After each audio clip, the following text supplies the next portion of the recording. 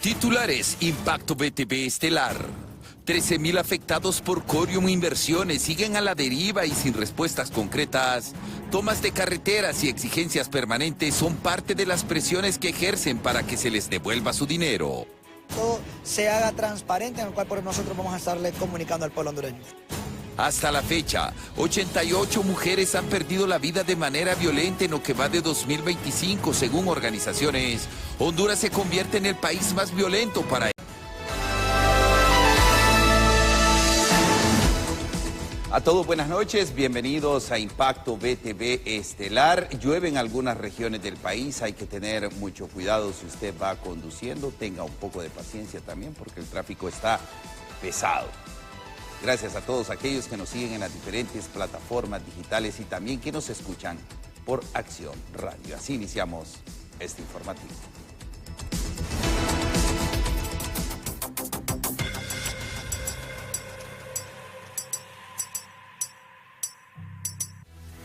Comenzamos informándole que un día más sin respuestas claras para los más de 13.000 afectados por Corium Inversiones.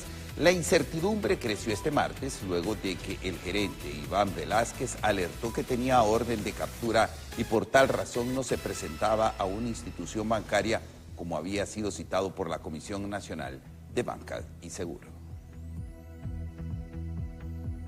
Otro día de angustia para inversionistas de Corium, quienes siguen sin ver su dinero. La tensión aumentó este martes cuando Iván Velázquez, representante legal de Corium Inversiones, no asistió a las 9 de la mañana a una institución bancaria, donde fue citado por la Comisión Nacional de Bancos y Seguros, alimentando la incertidumbre y el enojo de miles de afectados. Me dicen que ya hay toma de carretera porque él empezó a mandar un mensaje de que tiene una supuesta orden de captura, lo cual la descarto porque es falso. Esto lo está utilizando para manipular a todas las masas y a esta población que está sedienta de que le devuelvan su dinero, y es lo que estábamos tratando de hacer en coordinación con el Ministerio Público, la Comisión Nacional de Banca y Seguros.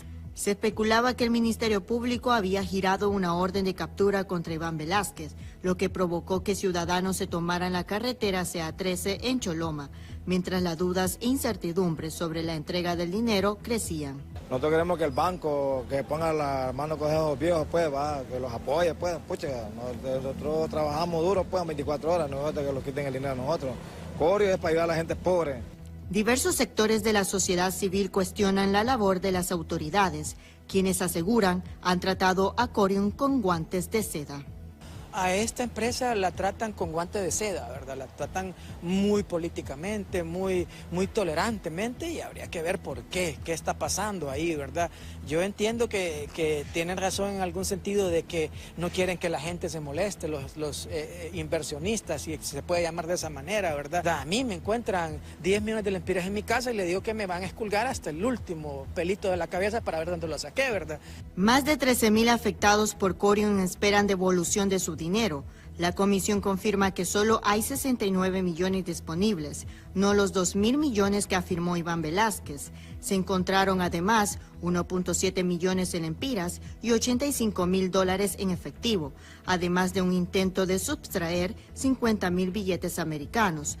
La devolución será supervisada por la comisión y el Ministerio Público y se espera que inicie este miércoles. Para Impacto BTV les informó Cristina Escobar.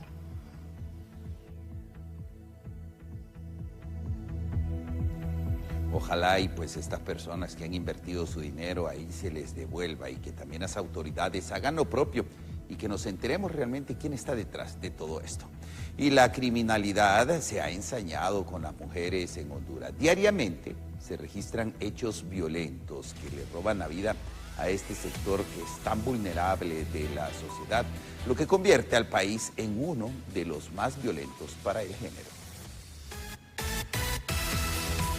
Honduras en los últimos años se ha convertido en un país bastante inseguro, especialmente para el sexo femenino, al arrojar cifras preocupantes de asesinatos.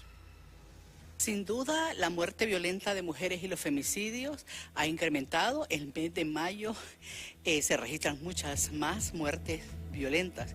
Esto es grave porque ya ni el Día de la Madre se están respetando, porque el respeto a la vida es trascendental y en Honduras no se cumple. Son 88 las muertes violentas de mujeres y femicidios en lo que va del año. Esto es grave porque estamos viendo que se está manteniendo esa violencia y criminalidad igual que el año pasado. Olancho, Cortés y Francisco Morazán son los 3 departamentos que más violencia están registrando, y dentro de ellos Catacamas, el Distrito Central y San Pedro Sula son estos municipios donde mayor registro y más les afecta a las mujeres, precisamente porque ahí es donde se registran más hechos. Los crímenes en las mujeres se han tornado al nivel de abominables, al punto de llegar a desmembrar un cuerpo con el objetivo de mandar un mensaje a las autoridades y atemorizar a la sociedad. Lo que estamos viendo es mucha hazaña en esta violencia contra las mujeres, y pareciera que tiene un trasfondo esta acción, no solo en contra de la integridad de la víctima directa, sino que en contra del total de las mujeres en el país. No les basta con matarlas, sino que también se encargan de torturarlas. Efectivamente, lo que están haciendo es una forma de amedrentar, ¿verdad?, de generar terror. El desempleo, la dependencia económica, la pobreza y sobre todo la violencia que se ejerce desde el hogar son algunos de los factores que en los últimos años han aportado de forma negativa en el aumento de casos. Lo que miramos es que desde lo que es las autoridades, operadores de justicia que están en este cumplimiento de proteger a las personas, no miramos absolutamente nada.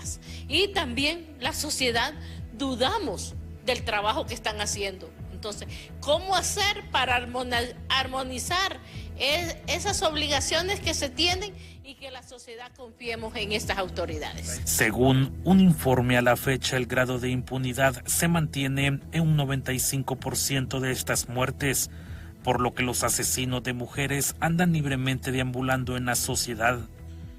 Organismos en defensa de las mujeres lamentan la poca voluntad de las autoridades en frenar este escenario de violencia que envuelve a las mujeres en el país. Con imágenes de Elvis Zambrano les informó Walter Pérez. Y según datos de la red COIPRODEN, durante el primer trimestre de 2025, el país refleja más de 150 asesinatos de adolescentes y jóvenes, convirtiéndose con esto en una situación preocupante para la población que es vulnerable ante la violencia. Honduras siguen muriendo los adolescentes y los jóvenes. Este es el margen de la población o el segmento de la población donde menos vemos nosotros el resultado de esa reducción importantísima en materia de porcentaje de muertes violentas por cada 100.000 habitantes en el país. ¿Qué cifra manejan?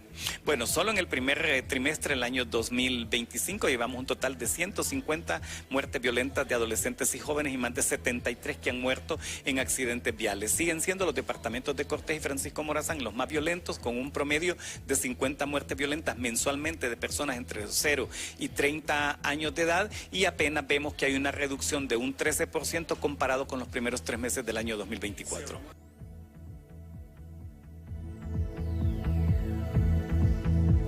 Bueno, en pleno estado de excepción, parece que ha sido fallido los esfuerzos por parte de las autoridades.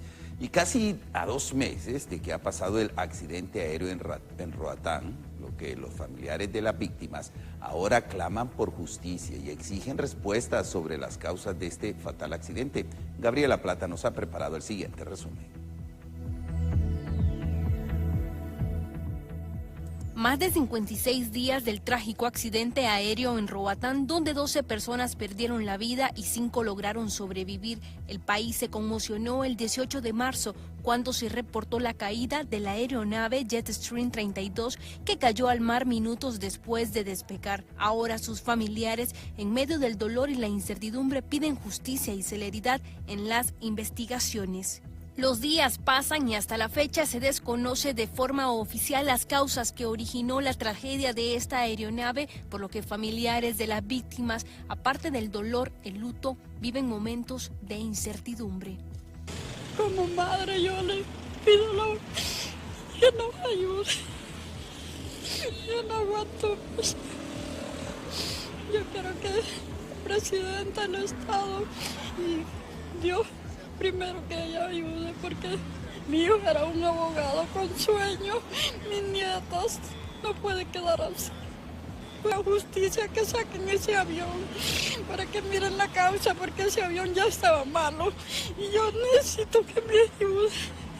Como madre la presidenta, que nos ayude, porque no puede quedarse así, no puede quedarse así. Yo pido que me ayuden, por favor. A sacar esa avioneta para saber las verdaderas causas que nos llevaron a caer a ese mar y que hagamos justicia por las 12 personas.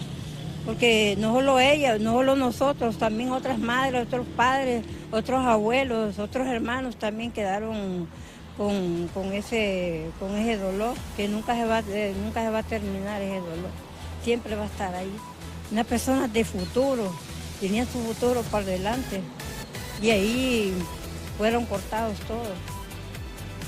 Los nombres de los fallecidos durante esta tragedia aérea corresponden a Luis Ángel Araya, Francisco Lagos, Jamie Alejandra Duarte, Aurelio Martínez Suazo, Nidia Judith Miralda, Andrea Abigail Flores, Angie Flores Hernández, Seida Xiomara Torres, Carlos Edwin Mejía Ramos, Alba Rosa Acosta Torres, Rosemary Nicole Mejía Acosta y Carla Abigail Mejía Acosta. Lo que hemos oído es que uno de los motores tuvo un problema, el motor al derecho del avión. Por eso queremos levantar el avión del mar para que podamos continuar la investigación, para investigar el mecánico del avión, los motores, si hay black boxes a donde tienen la información. Sacan el avión del mar para que podamos continuar con la investigación, para averiguar lo que ha pasado aquí, porque no es solamente importante para estas familias, pero también para evitar que algo así pasa otra vez en el futuro. Hasta el momento, la empresa Líneas Aéreas Nacionales de Honduras ha cerrado operaciones por tiempo indefinido mientras se mantienen las investigaciones por el fatal accidente. Sin embargo, ninguna autoridad ha intervenido para compensar los gastos médicos, fúnebres o de indemnización a los familiares y mucho menos dar avances de las investigaciones. Con imágenes de Luis Sosa, les informó Gabriela Plata.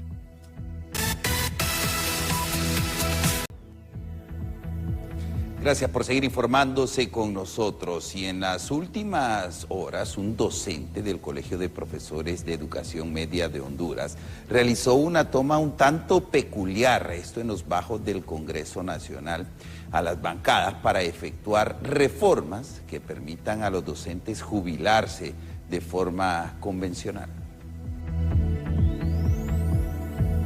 Aquí en las pantallas de BTV, a todos los congresistas de la bancada del Partido Nacional y de la bancada del Partido Liberal, que por favor, ¿verdad? Como coordinador nacional de Frente Amplio del COPEN, le exigimos que aprueben esta ley y esa reforma donde nos va a beneficiar a todos los docentes y que cada quien pueda jubilarse con la ley que más le convenga.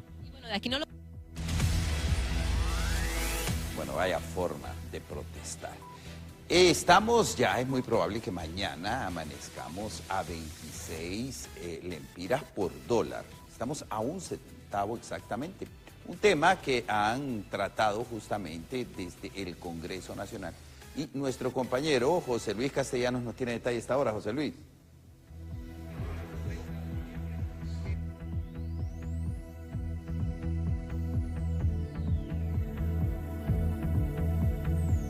Bien. Ya vamos a tener a José Luis Castellanos del Congreso Nacional. Han iniciado a las 6 de la tarde, una sesión que estaba prevista para las 3. Sin embargo, como ya sabemos, pues que es muy particular en este Congreso Nacional, pues de iniciar un poco retrasado.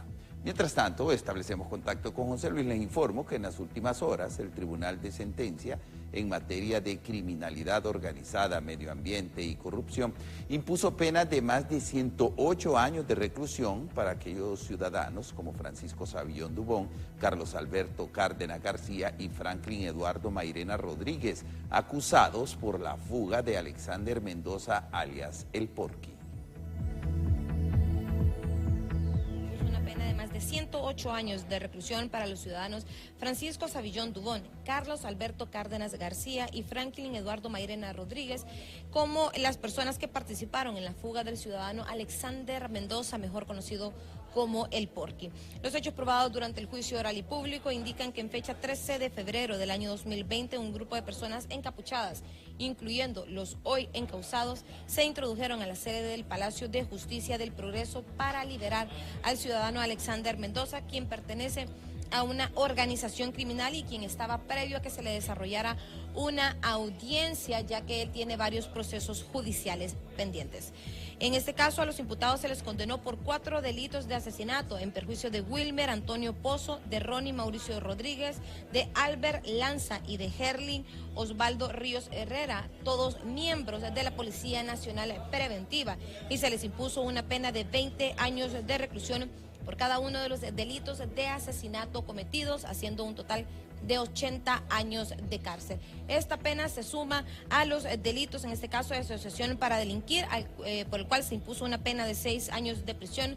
Por el delito de tenencia ilegal de armas de uso permitido agravado, el tribunal que conoció el proceso condenó a una pena de 5 años, 4 meses de reclusión. También se le impuso una pena de 6 años de cárcel por el delito de tenencia ilegal de municiones de uso prohibido agravado, 4 años de prisión por el delito de uso indebido de uniforme, insignias y equipo policial o militar agravado. 3 años.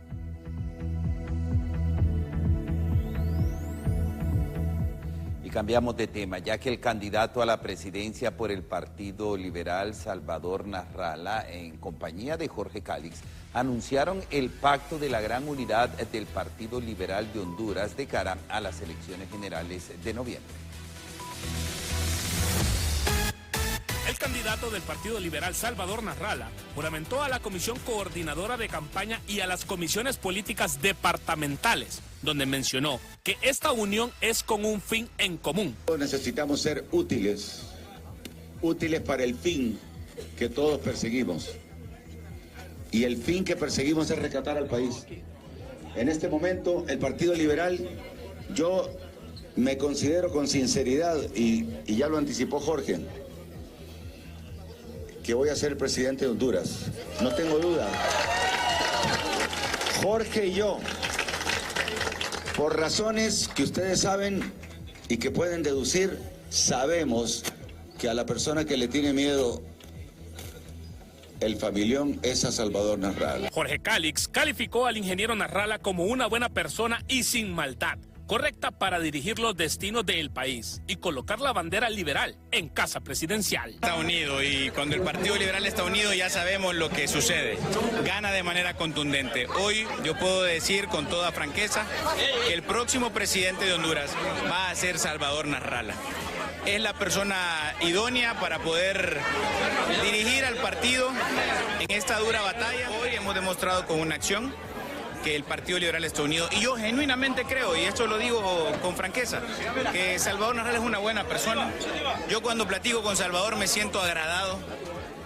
Es una persona en la que yo no veo mala intención. El actual presidente de ese instituto político dio a conocer que las encuestas son claras y realizó un llamado al voto nuevo e independiente para poder unirse al candidato ganador del Partido Liberal. Efectivamente, hoy estamos muy contentos con la asistencia que hubo en esta reunión. Creo que el Partido Liberal se le mira la algarabía. Hoy que vemos tan lleno aquí, pues eso nos da un indicio de la expectativa del triunfo que tienen los liberales. Y invitamos a todos los demás hondureños, especialmente los independientes, que normalmente han apoyado a Salvador Nasralla, que lo sigan apoyando y que apoyen al Partido Liberal. Con una representación de los 4 movimientos que se sometieron al proceso interno en el Partido Liberal, todos mencionaron estar con la misma intención de poder ganar las elecciones generales y que el Partido Liberal pueda salir de la llanura. En cámara de Marvin Andino, les informó José Luis Castellanos. Y justamente vamos con José Luis Castellanos ahora sí desde el Congreso Nacional, donde los nacionalistas hablan de la convención y también, como les decía hace un momento, del precio del dólar. José Luis, con usted. Bien, muy buenas noches, licenciado Carlos Ramos. Buenas noches a los televidentes que nos sintonizan a esta hora. En efecto, tal y como lo menciona, ubicados precisamente desde la Cámara Legislativa. Punto bastante importante a tocar en este momento en compañía del diputado Marco Midense del Partido Nacional. Diputado, por una parte, bueno, preparado por parte del Partido Nacional la próxima convención y escoger las nuevas autoridades. Buenas noches. Buenas noches. Ya el Partido Nacional ha anunciado la convocatoria de la convención.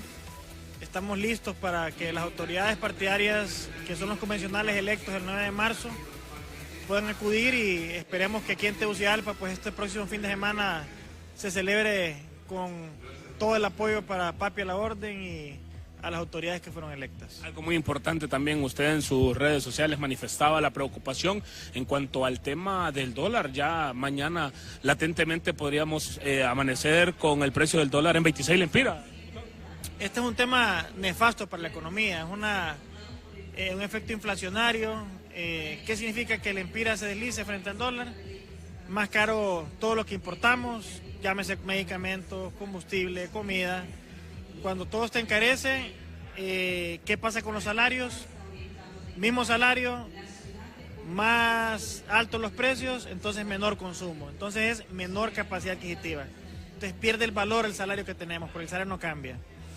Tercer tema, ya la afectación que tiene la economía hondureña en los hogares, si le aumentás el impacto del incremento de los precios de lo consumible, más el menor poder adquisitivo, tenés entonces una economía precaria. Y yo siento que este gobierno no ha tomado las medidas de mitigación necesarias y seguimos siendo afectados, como lo vamos a hacer en los próximos días, cuando ya el umbral de los 26 lempiras frente a un dólar sea sobrepasado. Justamente eso le quería consultar por parte del gobierno, qué tipo de acciones ha podido observar usted que se están realizando para tratar de disminuir esta situación. Más bien se aceleró la depreciación desde septiembre del año pasado, una medida que no se dosificó, que no se hicieron acciones congruentes a la mitigación del efecto. Usted tiene industrias, sectores que están afectados por la escasez, por el incremento del precio de los bienes consumidos que son importados, que la importación es en dólares, por tanto hay mayor necesidad de lempiras. Por otro lado, si Honduras no es un país productor de bienes con alto valor, todo lo que importamos se va a encarecer. Esto, en su efecto a la economía del hogar, significa que el salario, como he dicho, que tenés no te ajusta, porque lo que vos ganás igual, pero todos los productos se van a encarecer. Luego también el mercado negro, el acceso a la divisa va a ser más complicado, porque se genera un mercado alterno que definitivamente pues encarece cualquier operación de acceso a la misma. Y lo último es la presión a las finanzas públicas. Si los préstamos son contraídos en dólares, ahora por cada dólar que se deba se requieren más lempiras para poder pagar esa deuda, el servicio de deuda. Entonces menos lempiras para inversión, más lempiras para servicio de deuda, de una deuda que no se ve retorno social ni en hospitales, ni en empresas, ni en mantenimiento de carreteras, ni en infraestructura. ¿Qué nos podría esperar a un cierre de año 2025, diputado? Bastante sombrío el panorama. Ya lo decían las calificadoras de riesgo el año pasado, que ni un panorama sombrío para la economía, un retroceso. Y yo lamento decirlo, pero no veo medidas de mitigación del gobierno y veo más bien que esos 5 de cada 10 hondureños que no tienen acceso al empleo están en una situación cada vez más difícil. Gracias por su tiempo, diputado del Partido Nacional Marco Midense. Su opinión en cuanto a esta situación, precisamente el tema de lo que es ya la compra y venta del dólar en nuestro país. Para darle un pequeño resumen, licenciado y televidentes, a esta hora, pues algo tardía inició la sesión de este día, únicamente lectura de algunos dictámenes de correspondencia. Ya se manifestó que una protesta que se había convocado para este día en los bajos del Congreso Nacional por el tema de las licencias ambientales no será discutida este día, ya que la comisión continuará precisamente con los diálogos y hasta esta hora no hay aprobación de ningún tipo de ley ni decreto, porque como lo mencionaba, se está únicamente con lectura y dándole apertura a los diferentes congresistas para dar sus opiniones. Este es mi reporte a esta hora desde la Cámara Legislativa, licenciado. Si no hay consulta, retorno con usted. Gracias, José Luis Castellanos, desde el Congreso Nacional. Y este día el consejero del Consejo Nacional Electoral, Marlon Ochoa, se ha referido en rueda de prensa a diversos temas, sobre todo ahora que solicita que las sesiones que se den en el Pleno sean televisadas. Nuestra compañera Berenice Amaya nos tiene detalles. Berenice. Muchas gracias, licenciado Carlos. En efecto, tal y como usted lo da a conocer, a eso de las 5 de la tarde, el consejero del Consejo Nacional Electoral, Marlon Ochoa, brindó una conferencia de prensa donde propuso que las reuniones del Pleno del CNE sean transmitidas en vivo para garantizar un proceso transparente. Asimismo, que la población hondureña sea auditora del cumplimiento del cronograma electoral. Escuchamos lo que él ha manifestado. Hacemos esta propuesta para que el pueblo se convierta en un auditor del Consejo Nacional Electoral en su labor de preparar las elecciones generales, considerando particularmente que estamos en la obligación de garantizarle al pueblo hondureño que los hechos ocurridos en las elecciones primarias pasadas del 9 de marzo no se repitan.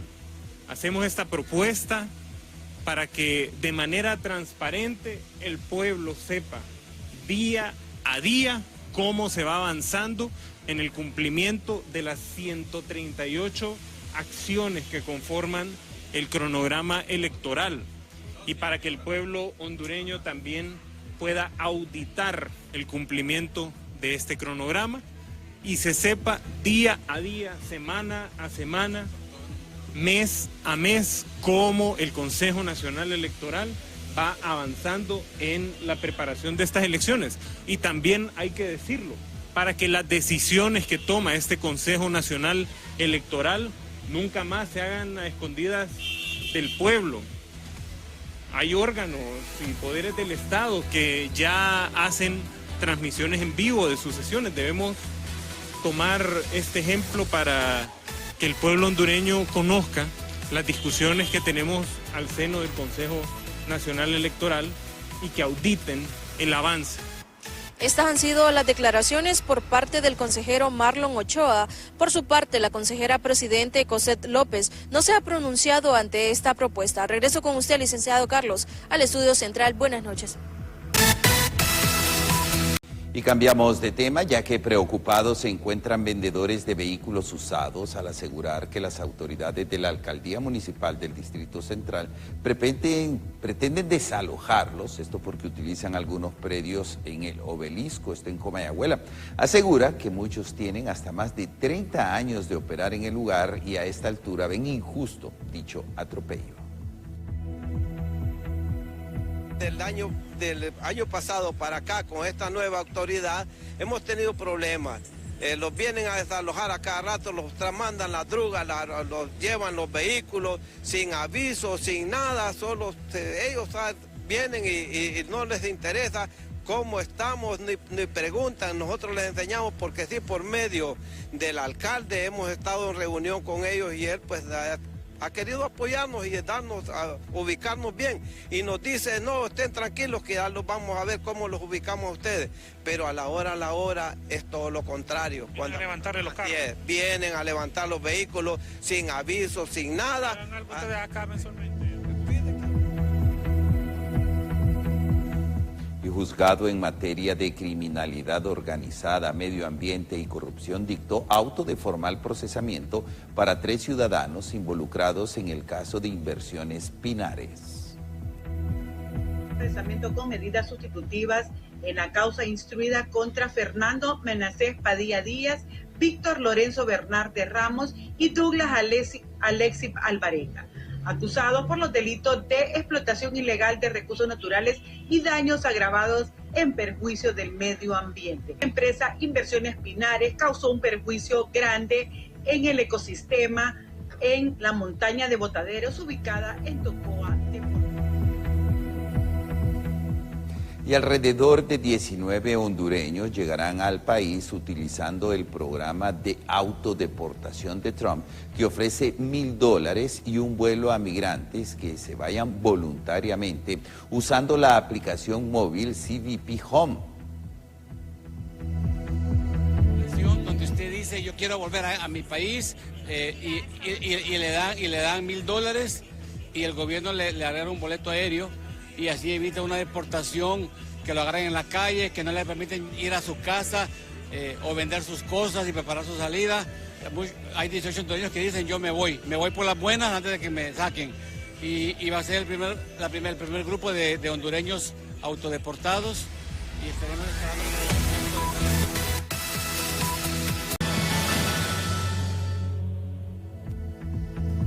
Seguimos informándole a esta hora de la noche. Las autoridades de la Secretaría de Salud han informado que los casos de gusano barrenador en el país continúan en ascenso. Hasta la fecha ya se registran más de 40 casos en humanos y una muerte confirmada. Los hombres han sido las principales víctimas del gusano barrenador y el 76% son mayores de 50 años de los 41 casos reportados. Los principales departamentos que presentan una mayor incidencia son Olancho, Choluteca, Gracias a Dios y Lloro, mientras Francisco Morazán ya registra 8 casos. Hemos tenido lastimosamente casos en niños menores de 4 años, están siendo afectados también, sobre todo aquella población que tiene una enfermedad de base, llámese diabetes, llámese una úlcera y cualquier trauma que tiene, entonces allí la mosca aprovecha para depositar los huevos y generar lo que es el problema de la miasis. Una enfermedad que en el ganado está prácticamente presente en los animales a nivel nacional, por lo tanto, para la población está también presente este riesgo. Queremos que la población tome las medidas. ¿Qué medidas le recomendamos? Mantener sus heridas limpias y cubiertas para evitar la presencia de miasis o gusanera en estas lesiones. Los animales domésticos como los perros y gatos también se han convertido en víctimas de la enfermedad, aseguró la veterinaria Nadienka Casco, quien desde 1996 ha tratado diferentes animales infectados por la mosca que contrae el gusano barrenador. La gente, por ejemplo, tiene que revisar sus perros que no estén heridos, sus gatitos, el ganado, ¿verdad? El ganado se alambra, de repente pasa por un alambre, se rayó, empieza a sangrar y se engusana. Lo que debemos hacer todos es curar todas las heridas que nos salgan en los animales de sangre caliente, ¿verdad? Porque son todos los animales de sangre caliente, bovinos, equinos, cabras, ovejas, cerdos, hasta en una gallina vi una vez en México, y el hombre. Y entonces sangran y la mosca los llena de gusanos. El gusano barrenador reingresó a Honduras en el 2024, después de haber sido erradicado en 1996. En cámara de Ángel Maradiaga, les informó Berenice Amaya.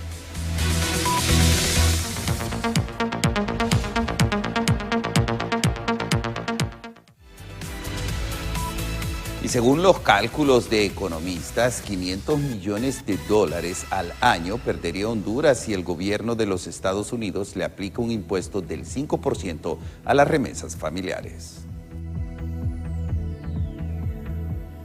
La administración Trump le ha enviado al Senado de los Estados Unidos un paquete de reformas económicas, entre estas, gravar las remesas familiares. Esta medida provocará pérdidas millonarias para Honduras de llegarse a aprobar. Lo que tiene que hacer Honduras es encontrar el mecanismo para compensar esa remesa que no va a entrar a Honduras porque la va a retener como impuesto, el 5% Estados Unidos. ¿Qué significa? $500 millones que no van a entrar a la economía y por lo tanto hay que buscar mecanismos para compensar esas divisas. ¿Cuáles son? Bueno, cambie el esquema monetario, cambie el esquema crediticio, baje la TPM, promueva para que se pueda promover la inversión nacional.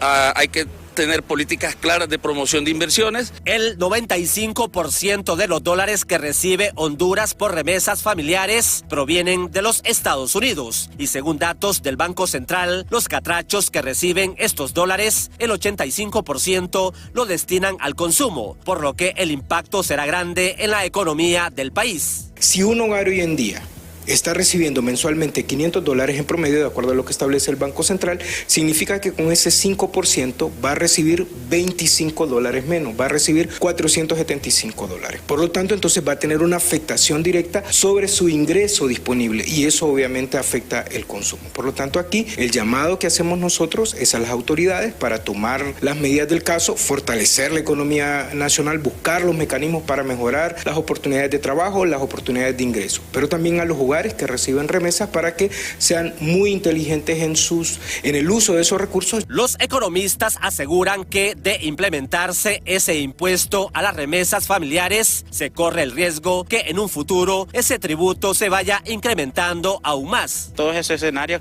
quedan abiertos por un impuesto, porque así como ha demostrado la historia de la política fiscal, cuando se introducen impuestos, después lo que sucede es seguir incrementando. Nos pasó a nosotros de un impuesto sobre venta creado con un 7%, luego 12% y luego ahora pagamos el 15%. Igual puede pasar en Estados Unidos con las remesas, al abrir pues esa puerta de gravar las remesas, que siempre ha sido también conflicto, un debate en el Congreso de Estados Unidos, los demócratas y los republicanos. En Honduras, de 100 hogares, 25 reciben remesas familiares, en un promedio mensual de $500, de los cuales el 95% de esos recursos son destinados al consumo, por lo que al recibir $25 menos por el impuesto, ya no entrarán a la economía hondureña unos 13.000 millones de lempiras por el impacto de esta medida. En cámara, Jesús Sánchez les informó Luis Durón. Y la reciente imposición de altos aranceles a países asiáticos como Bangladesh, Indonesia y Vietnam por parte de los Estados Unidos podría beneficiar directamente a Honduras, detalla este experto. Muchas empresas que se habían ido de Honduras y que estaban creando infraestructura en Bangladesh, en Indonesia, en Vietnam, lo están pensando ahora y ahora van a tener que verse forzados. Si se mantienen esos aranceles, van a tener que buscar países que sean más inmediatos al mercado norteamericano y en donde los aranceles han sido mucho más bajos, y en eso está Honduras. Honduras, como un país que el arancel fue del 10%, entonces se vuelve atractivo para la inversión extranjera. Entonces ya hemos visto muchos empresarios que han venido al país en busca de naves, en busca de maquinaria, a investigar cómo está la situación del país para poder invertir en el país, y eso es muy positivo para nosotros. Informe presentado por la Asociación para una Sociedad Más Justa da a conocer que a pesar de la millonaria inversión hecha por este gobierno, las pérdidas técnicas y no técnicas no se han logrado reducir en ANE. En el estudio del estado del subsector eléctrico del país, presentado por la ASJ, revela que a pesar de la millonaria inversión hecha por este gobierno en la ANE, la estatal aún sigue siendo el agujero fiscal de las finanzas del estado, ya que su déficit fiscal representa el 8.2% del Producto Interno Bruto de Honduras. Ahora hemos invertido 20.000 millones de lempiras de los impuestos de los hondureños para estos programas de reducción de pérdidas y hemos recuperado 1.500. 20.000 hemos invertido y hemos recuperado 1.500. La pregunta es, ¿valió la pena entonces el programa de reducción de pérdidas cuando la inversión es 10 veces más alta que el beneficio? Bueno, bien por los empleados que se contrataron. Esa es la realidad, y que las pérdidas hoy son mayores a las del 2021. Según los datos de la empresa privada, en el 2024, todos los hondureños enfrentaron pérdidas de unos 115.000 kilovatios a causa de los apagones. Eso significa 115.000 megavatios. Y a un costo promedio de 1.5 millones de dólares por kilovatio perdido o dejado de suministrar, equivale más o menos a 4.400 millones de pérdidas económicas para el país. Pérdidas para una familia que tuvo apagones y que perdió un electrodoméstico, una familia que se dedicaba a pequeños emprendimientos, una peinadora que dejó de trabajar, a una industria que perdió máquinas, que perdió productos, que le salieron productos defectuosos o que tuvo que perder contratos porque no pudo suministrar los productos en tiempo y forma. Eso es lo que significa la pérdida económica. El presidente del Sindicato de Trabajadores de la ANE asegura que la ineficiencia de la estatal eléctrica afecta las finanzas del país. La sostenibilidad del ENE depende de un marco integral, y que el ENE sea ineficiente pues golpea al país, golpea económicamente, porque es la empresa la que más pesa en el marco financiero en Honduras. Que el ENE sea ineficiente lógicamente golpea la economía de Honduras, y es ahí donde se le debe apostar a la reducción de la pérdida, al cambio de modelo de contrato, al cambio de modelo de generación, a las inversiones que sean a largo plazo y a baja tasa para cuidar la caja chica del ENE y poder poder invertirlo en otras condiciones que le den esa sostenibilidad operativa a la institución. Los miembros de la sociedad civil invitan al gobierno y a las autoridades de la NE para que todos los sectores en una mesa busquen la solución a la crisis económica de la empresa de energía eléctrica, ya que de lo contrario el problema se agudizará aún más. En cámara, Jesús Sánchez les informó Luis Turón. Queremos agradecerles a ustedes su fiel sintonía. Gracias por habernos acompañado en esta emisión. Les recuerdo que el día de mañana usted tiene una cita muy temprano, 6 de la mañana, nuestra emisión matutina, todos nuestros compañeros diseminados en gran parte del país para llevarle toda la información con el estilo característico de los noticieros BTV. También, por supuesto, Hola Honduras. Y en Hola Honduras, este espacio tan importante que es Diálogo de Impacto, donde se tocan temas de mucho interés y que usted debe de ser partícipe también, que además de informarnos, nos educa también de cómo debemos de actuar ante algunos problemas que se dan en el país. Así que muchísimas gracias a ustedes, que tengan una bendecida noche. Por supuesto, les esperamos mañana.